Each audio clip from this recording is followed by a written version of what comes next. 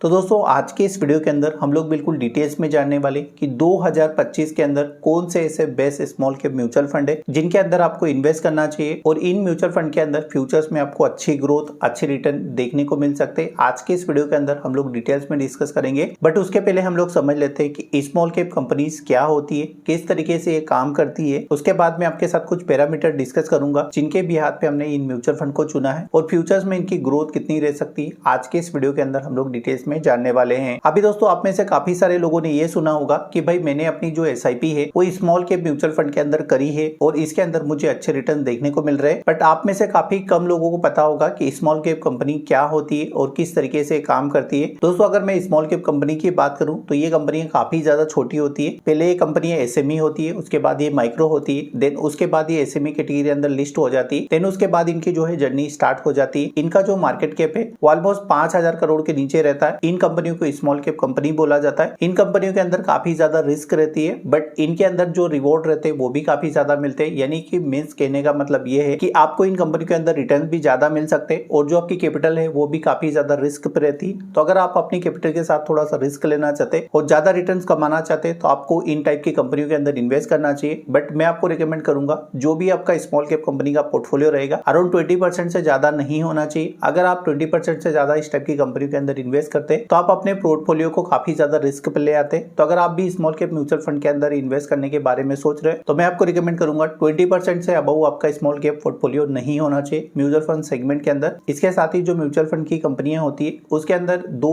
या 3 स्कीम से ज्यादा आपके पोर्टफोलियो के अंदर नहीं होना चाहिए। तो चलिए दोस्तों वीडियो को कंटिन्यू करते हैं और 2025 के अंदर बेस्ट म्यूचुअल फंड के बारे में डिटेल्स में जान लेते हैं। तो दोस्तों यहाँ पे जो हमारा स्मॉल कैप कंपनीज का पोर्टफोलियो रहेगा उसका डिटेल एनालिसिस करने के लिए हम लोग ग्रो का यूज करेंगे। तो मैं ग्रो ऐप को ओपन करूंगा। जैसे ही मैं ग्रो ऐप को ओपन करता हूँ यहाँ पे देखिए म्यूचुअल फंड का सेक्शन आएगा। म्यूचुअल फंड के ऊपर आप क्लिक करेंगे। जैसे आप क्लिक करेंगे तो यहाँ पे देखिए 5 नंबर के ऊपर हमने जिस कंपनी को रखा है उसका नाम है इन्वेस्को इंडिया स्मॉल कैप। तो यहाँ पे आपको सर्च कर लेना है, ये वाला फंड आ जाएगा, आपको इसको ओपन कर लेना है। जैसे आप इसके ऊपर क्लिक करेंगे तो अभी आपको पता होगा कि मार्केट के अंदर काफी ज्यादा करेक्शन चल रही है, क्योंकि मैंने वीडियो के स्टार्टिंग में ही बताया था कि मार्केट जब तेजी से करेक्शन करेगी तो स्मॉल कैप गिरने में भी आगे रहेगा और जब मार्केट बढ़ने लगेगी यानी मार्केट बूम पे रहेगी तो स्मॉल कैप बढ़ने में भी आगे रहेंगे। अगर मैं इस स्कीम की इन्वेस्टमेंट जर्नी की बात करूं तो 2022 के अंदर इसको लॉन्च किया गया था। जब इसका जो प्राइस था वो 22.21 रुपए था। आज की डेट में अगर मैं इसका प्राइस को कंसीडर करूं तो ये बढ़ के 42.83 हो चुका है। इसका हायर जो गया था 48.64 गया था। तो यहाँ पे आप इसके रिटर्न समझ सकते हैं, क्योंकि मैंने यहाँ पे जो आपके साथ रिटर्न डिस्कस किए थे वो 5 ईयर्स के किए थे। तो यहाँ पे आप देख सकते हैं 5 ईयर्स के अगर आप इसके रिटर्न देखेंगे तो 28% से भी ज्यादा आपको रिटर्न मिल जाएंगे। दोस्तों जब भी आप small cap, mid cap, large cap किसी भी म्यूचुअल फंड में इन्वेस्ट करें तो जो आपका इन्वेस्टमेंट जर्नी रहेगा वो कम से कम 3 साल होना चाहिए और यहाँ पे 10 साल तक आप इसको कंटिन्यू कर सकते हैं। इस बीच जो आपके रिटर्न्स है वो ठीक ठाक बन जाएंगे। अगर आपके पोर्टफोलियो के अंदर कहीं लॉस भी आ रहा होगा तो वो यहाँ पे कवर हो जाएगा। तो ये इन्वेस्को है, इसको हमने 5 नंबर के ऊपर रखा है। मार्केट कैप अगर आप देखेंगे इसका 5,914 करोड़ यहाँ पे रखा गया है। अभी के टाइम में यहाँ पे मिनिमम एसआईपी 500 से आप कर सकते हैं। 4 स्टार इसका रेटिंग है। रेटिंग का भी हमने यहाँ पे कंपलसरी ध्यान रखा है। जिन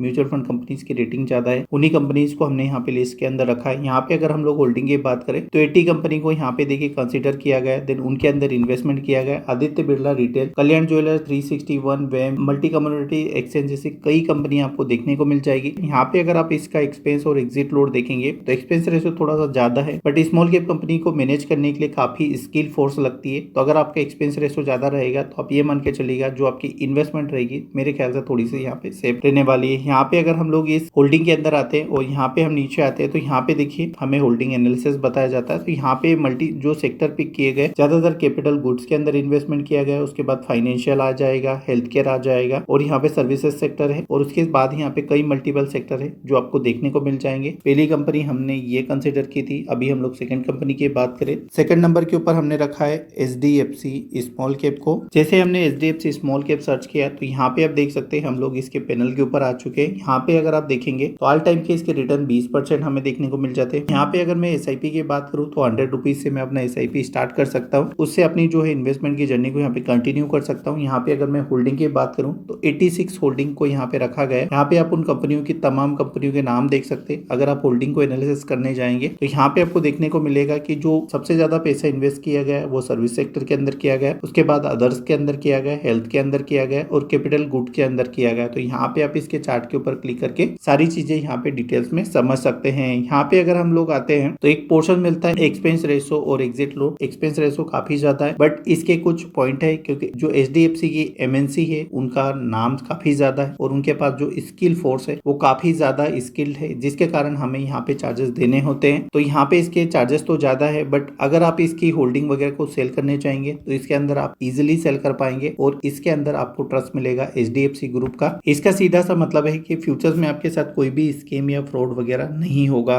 यहाँ पे आप चाहे तो अपना SIP स्टार्ट कर सकते हैं। मैं वन टाइम का कभी भी रिकमेंड नहीं करूंगा। अगर आप म्यूचुअल फंड के साथ जा रहे हैं तो आपको अपना SIP के साथ अपना जर्नी स्टार्ट करना चाहिए। आपको हमेशा प्रॉफिट देखने को मिलेगा बट जो आपका इन्वेस्टमेंट का विजन होना चाहिए ऑलमोस्ट कम से कम 3 साल होना चाहिए। तो ऑलमोस्ट मेरे ख्याल से आपको चीजें अच्छे समझ आ गई होगी। अभी हम लोग अगली कंपनी की बात करें तो यहाँ पे मैं बेक में जाता हूँ। जैसे हम लोग बेक करते हैं तो यहाँ पे थर्ड कंपनी हमने रखा है टाटा स्मॉल कैप को। अभी आप में से काफी सारे लोग ये भी सोच रहे होंगे टाटा स्मॉल कैप हमने क्यों चुना, इसका नाम तो ऐसे ही खराब है और म्यूचुअल फंड की इंडस्ट्री में इसने रिटर्न्स बना के नहीं दिए। तो दोस्तों इसका चुनने का मेन मकसद यही है। पहला यहाँ पे आता है हमें ट्रस्ट, क्योंकि यहाँ पे आप देख रहे होंगे जैसे ही इनको लगा कि जो इनफ्लो है यानी जो पैसा है वो ज्यादा आ रहा है तो इन्होंने यहाँ पे देखिए अपना वन टाइम बंद कर दिया और SIP अभी इसको कंटिन्यू रखा है। यहाँ पे अगर आप इसकी रेटिंग देखेंगे तो 5 स्टार की रेटिंग है। फंड का साइज देखेंगे 9,699 करोड़ है। मिनिमम SIP 100 रुपए से कर सकते हैं। अभी की डेट में NAV प्राइस 42.19 हमें देखने को मिल रहा है। यहाँ पे हम नीचे आते हैं तो यहाँ पे देखिए 58 कंपनीज के अंदर इनकी होल्डिंग है। तो उन सभी कंपनी के नाम यहाँ पे आप देख सकते हैं। नीचे हम आते हैं तो हमें होल्डिंग एनालिसिस देखने को मिलता है। तो यहाँ पे हम क्लिक करते हैं तो यहाँ पे हमें उन सेक्टर्स के बारे में बताया जाता है जहाँ पे हमारा पैसा इन्वेस्ट किया गया है। सबसे ज्यादा पैसा जो इन्वेस्ट है केमिकल सेक्टर्स के अंदर है, फाइनेंशियल के अंदर है सेकंड पोर्शन, थर्ड पोर्शन यहाँ पे सर्विसेज को रखा गया, फोर्थ पोर्शन के अंदर यहाँ पे कंज्यूमर गुड्स को रखा गया। तो ये टॉप 4 पोर्शन है जिनके अंदर यहाँ पे फंड मैनेजर जो है आपका पैसा इन्वेस्ट कर रहे हैं। तो ऑलमोस्ट होल्डिंग एनालिसिस भी आपको समझ आ गया होगा। यहाँ पे हम लोग एग्जिट लोड की बात करें तो जो भी हमने 2 फंड AMC को कंपेयर किया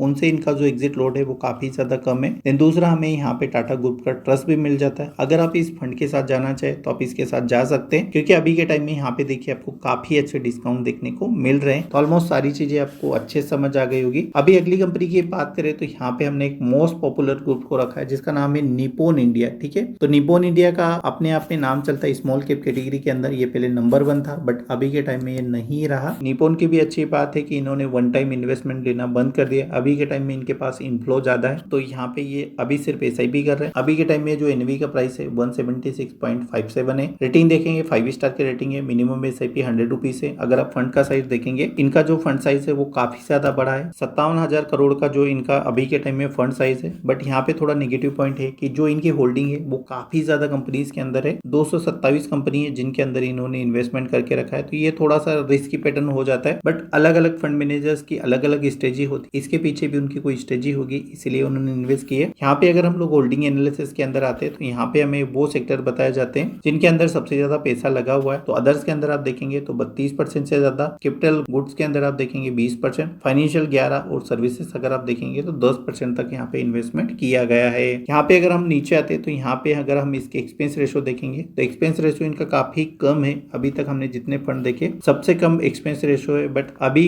के टाइम में जो रिटेल्स कैटेगरी के इन्वेस्टर है उसके अंदर ये उतना पॉपुलर नहीं रहा। तो यहाँ पे इनका फंड साइज भी काफी हेवी है। इनकी जो मार्केट में प्रेजेंस थी वो काफी अच्छी थी बट अभी के टाइम में यहाँ पे काफी ज्यादा सेलिंग प्रेशर है। तो मैं आपको रिकमेंड करूंगा आप यहाँ पे धीरे धीरे क्वांटिटी उठाते रहे, अपना SIP स्टार्ट कर दे। फ्यूचर्स में इसके अंदर आपको अच्छे रिटर्न देखने को मिल जाएंगे। तो दोस्तों इस NFO से रिलेटेड आपके सारे डाउट क्लियर हो गए होंगे। फिर भी अगर कोई सवाल बनता है तो इस वीडियो के नीचे कमेंट कर दीजिएगा, मैं कोशिश करूंगा जेन्युइन रिप्लाई देने की। अभी दोस्तों नंबर 1 कंपनी की बात करें स्मॉल कैप कैटेगरी के अंदर तो यहाँ पे देखिए क्वांट का नाम आ जाता है। क्वांट यहाँ पे नंबर 1 हो चुका है तो हम क्वांट के ऊपर क्लिक करेंगे। जैसे हम क्वांट के ऊपर आते हैं तो ऑल टाइम के अगर हम इसके रिटर्न देखेंगे तो हमें कम रिटर्न देखने को मिलते हैं। ऑलमोस्ट 18% के हमें रिटर्न देखने को मिल जाते हैं। बट 1 मंथ के रिटर्न देखते हैं नेगेटिव है, 6 मंथ के देखते हैं नेगेटिव है, 1 ईयर के देखते हैं तो 1.90 आ रहा है, 3 ईयर्स के देखते हैं तो 21% से ज्यादा रिटर्न, 5 साल के देखते हैं तो 41% से ज्यादा के रिटर्न। ऑल टाइम का अगर हम देखते हैं तो यहाँ पे देखिए 18.39 का हमें रिटर्न देखने को मिल रहा है क्योंकि जो फंड साइज है वो 26,670 करोड़ का हमें देखने को मिल रहा है। स्टार रेटिंग देखेंगे 5 की है। NAV का प्राइस देखेंगे 262 है। मिनिमम SIP यहाँ पे आप 1000 रुपए से कर सकते हैं। इसका बेनिफिट आपको अच्छा देखने को मिलेगा। यहाँ पे अगर हम होल्डिंग के अंदर जाते हैं 93 कंपनीज के अंदर इन्होंने इन्वेस्ट करके रखा है। यहाँ पे आप कंपनीज के नाम देख सकते हैं। अभी के टाइम में रिलायंस जियो ये सभी कंपनियां काफी बुरी तरीके से पिट रही है जिसके कारण यहाँ पे लॉस देखने को मिल रहे हैं। यहाँ पे अगर हम होल्डिंग एनालिसिस के अंदर आते हैं तो यहाँ पे आप देख सकते हैं यहाँ पे सर्विसेज सर्विसेज का जो पोर्शन है 18.5%, हेल्थ केयर के अंदर अराउंड 18%, फाइनेंशियल के अंदर 16.67% और यहाँ पे एनर्जी के अंदर हम देखेंगे तो 13.56% हमें देखने को मिल जाता है। यहाँ पे अगर हम इसके एक्सपेंस रेशियो की बात करें तो इनका एक्सपेंस रेशियो काफी ज्यादा है। अभी मैंने सारे म्यूचुअल फंड आपके सामने रख दिए, बट इनमें सबसे ज्यादा मुझे जो सही लगा वो टाटा कैपिटल स्मॉल कैप मुझे सही लग रहा है। उसके बाद मुझे निप्पॉन यहाँ पे सही लग रहा है। आप वीडियो के नीचे कमेंट करके अगर आपकी कोई फेवरेट कंपनी है वो भी आप बता सकते हैं। बट अगर मैं नंबर 1 की बात करूं, जो भी मैंने यहाँ पे बेसिक पैरामीटर चेक किए उसके अंदर मुझे टाटा स्मॉल कैप बेस्ट लग रहा है। अगर आप स्मॉल कैप कैटेगरी के अंदर जाना चाह रहे हैं तो मैं आपको रिकमेंड करूंगा कि आप Tata small cap mutual fund के बारे में जरूर से सोचिएगा। इसके अंदर अगर आप इन्वेस्ट करेंगे तो फ्यूचर्स में आपको अच्छे रिटर्न्स मिलने की पूरी यहाँ पे संभावना रहने वाली है। चलिए दोस्तों, मिलते हैं और किसी नई वीडियो में नई जानकारी के साथ। चलिए, धन्यवाद।